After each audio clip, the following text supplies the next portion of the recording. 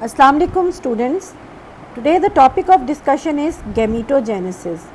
So far we have discussed the male reproductive system, the female reproductive system, the process of mitosis and the process of meiosis. Now we will discuss the process of gametogenesis.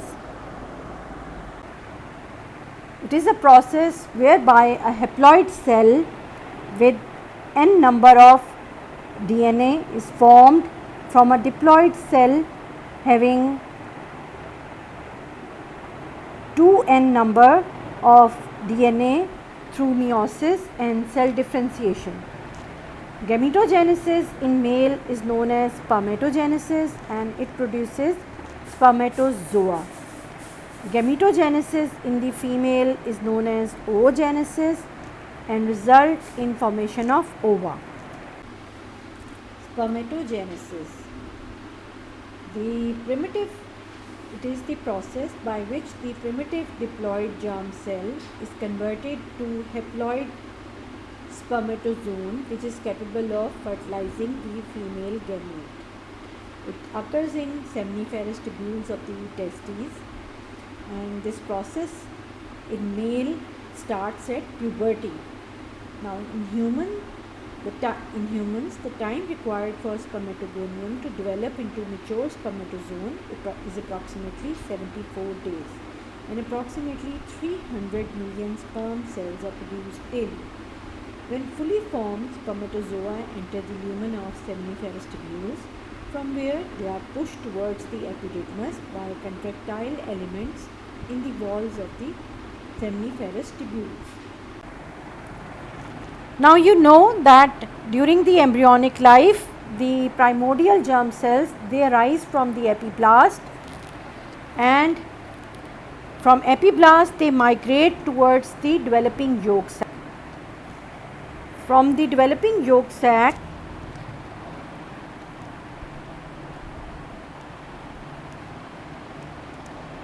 they migrate to the region where the testes are developing. Now in this picture you can see that these primordial germ cells, they are migrating from the wall of the yolk sac, then along the dorsal mesentery into the developing gonads, and in case of spermatogenesis, this is the testes, developing testes, which is developing in the genital ridge. Here the spermatozoa increase in number by mitotic division and settle down in the developing seminiferous tubules. Subsequently, the spermatogonia remains dormant during rest of the intrauterine life and also during infancy and childhood of the individual.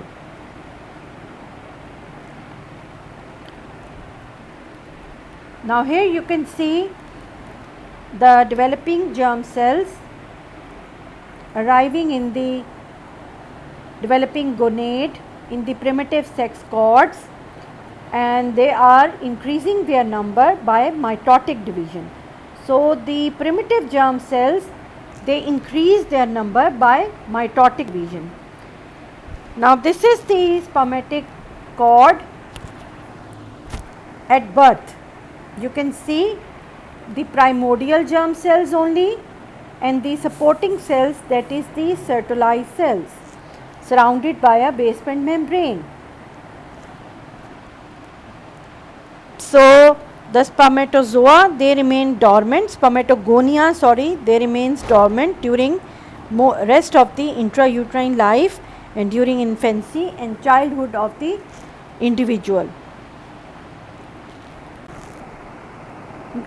At the onset of puberty, the process of spermatogenesis is revived as the pituitary gland begins to produce large quantities of luteinizing hormone.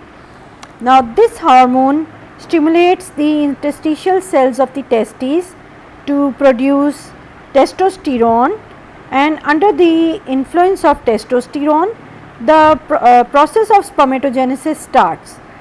The pituitary also secretes large amounts of follicle stimulating hormone FSH, which stimulates the Sertoli cells of the seminiferous tubules to secrete the androgen binding protein, which creates and maintain a high concentration of testosterone in the seminiferous tubules.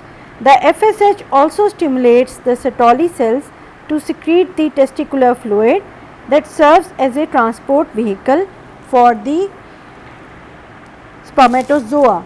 So, LH causes the stimulation of production of the testosterone hormone, and this testosterone hormone in turn had the influence on the process of spermatogenesis, and this FSH acts on Sertoli cells, which also influence on the process of spermatogenesis.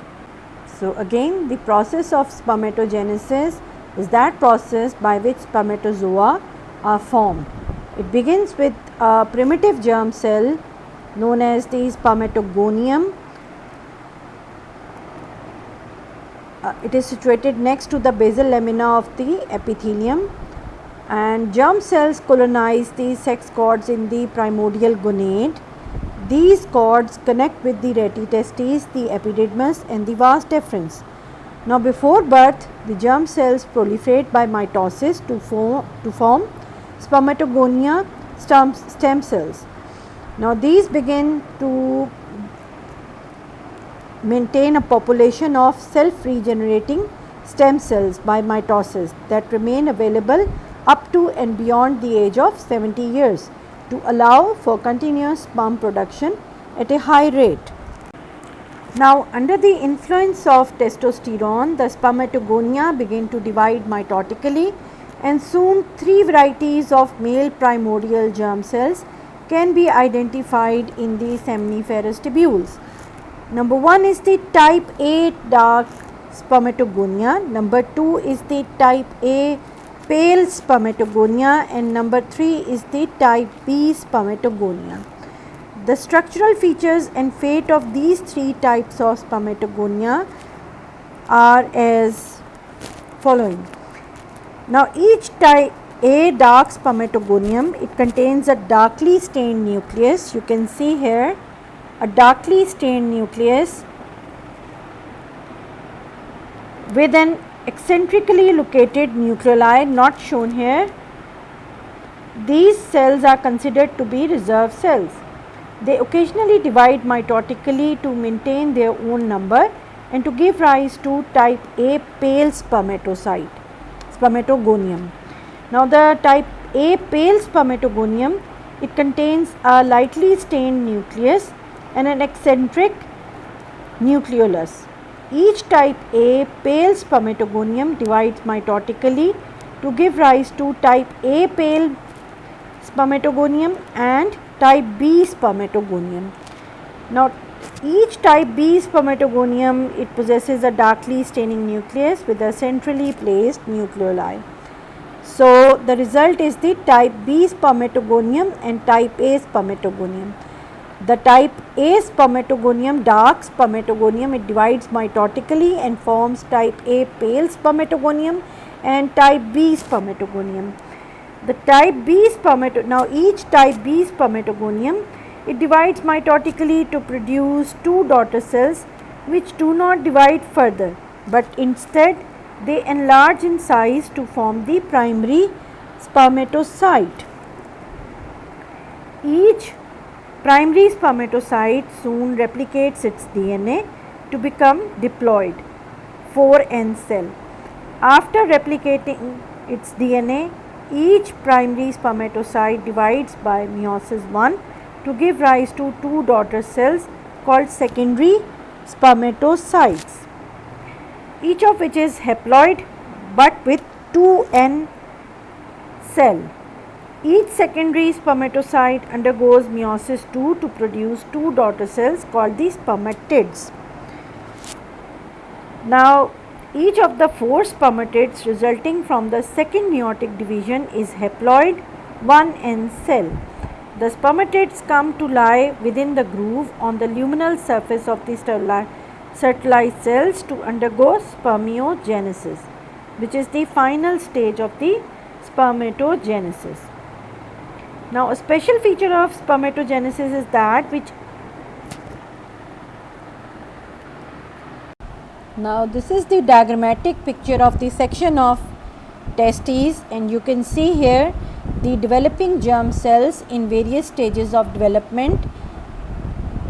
Now here you can see that the cells lying near the basal lamina are the spermatogonia, and you can see here the various types of spermatogonia, the type A spermatogonium, the type B spermatogonium, the pale type A spermatogonia, and then the primary spermatocytes, and then secondary spermatocytes, and then the spermatids. Now the spermatids, they undergo the process of maturation known as spermiogenesis, and as a result the spermatozoa or sperms are produced. Now the process of now again we will repeat the process of spermatogenesis, and we know that the process of spermatogenesis requires two cell division, that is meiotic division, and the first cell in this process is the primary spermatocyte, which is formed by the mitotic division of the spermatogonium. And this primary spermatocyte, after DNA replication, contains 46 double structured chromosomes. Now this primary spermatocyte undergoes first meiotic division, and as a result secondary spermatocytes, two secondary spermatocytes are formed, which have got 23 double structured chromosomes. Now the primary spermatocyte was diploid cell with 4n DNA number, while the secondary spermatocyte is haploid cell with 2n chromosome number, DNA number. Now this secondary spermatocyte undergoes second meiotic division, and it results in 4 cells. Now these cells are known as spermatids, and these spermatids contain 23 single chromosomes. Now the n number is 1.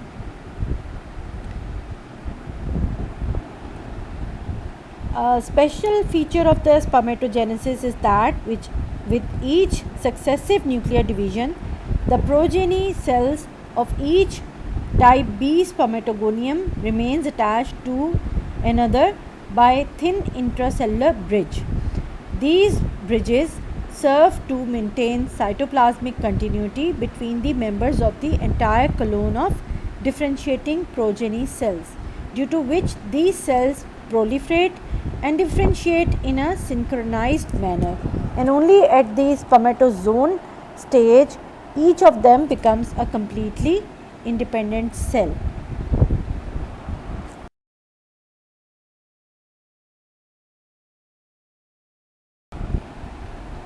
Spermiogenesis is a process of differentiation by which spermatids are transformed into spermatozoa. Now the freshly formed spermatids from the meiosis 1 and meiosis 2 process division are round cells containing a spherical nucleus. Their size is rather small, averaging about 9 micrometer in diameter. Morphologically, the spermatid resemble an ordinary somatic cell. However, the chromosomal configuration of its nucleus is haploid and 1n. As the spermatids are formed, they become buried in the grooves on the luminal surface of the Sertoli cells.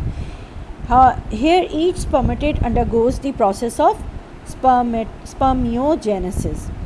During the process of spermiogenesis, no chromosomal changes occur, but great modification in the shape and size of the spermatids takes place to transform them into spermatozoa. The spermatozoa are mature male gametes specially designed to carry the paternal genetic material and to transport this genetic material first through the male genital ducts and then through the female genital duct to reach the ovum and fertilize it, as I have told you before.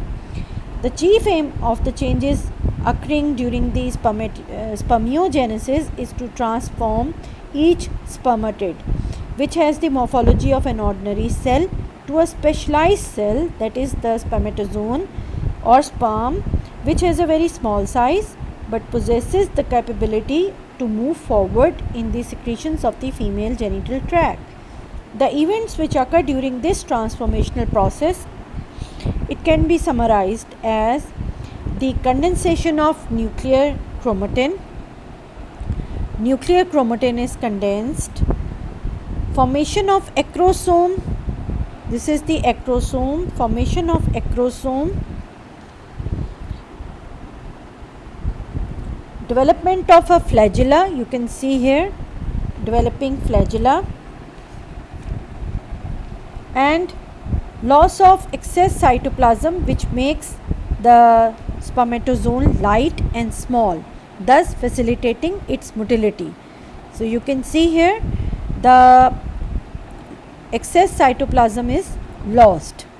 As mentioned earlier, the spermatids undergo spermiogenesis while they are lying in the grooves on the luminal surface of the Sertoli cells of the seminiferous tubules.